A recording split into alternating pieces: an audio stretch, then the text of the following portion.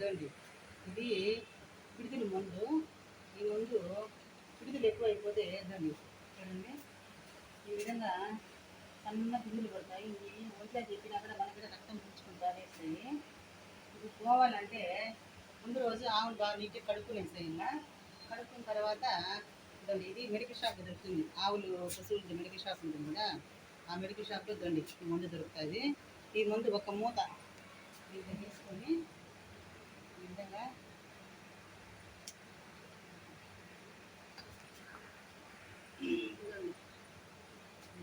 తీసుకొని ఒక మూత, ఇది 3 లీటర్లు 4 లీటర్లు ఇది ఒక మూత తీసుకోవాలి చాలు.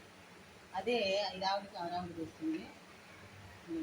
ఈ మరి ఒక 3 లీటర్లు 4 లీటర్లు నీళ్ళు పోసుకోవాలి.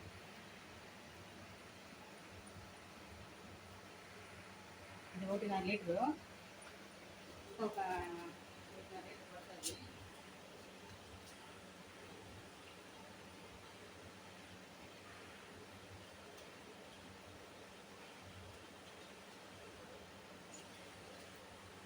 ఈ విధంగా వాటర్లోకి కలుపుకునేయాల. దీన్ని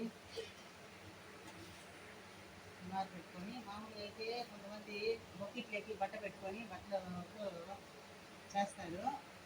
నేనైతే ఇది తెచ్చుకున్నాను. ఇది దొరుకుతుంది, మనకి బయట షాప్లో దొరుకుతుంది. దీంతో ఇది మరి కొట్టాలి. ఎక్కడెక్కడ పిడుగులు ఉన్నాయో అక్కడంతా ఈ విధంగా కొట్టినామంటే పిడుగులు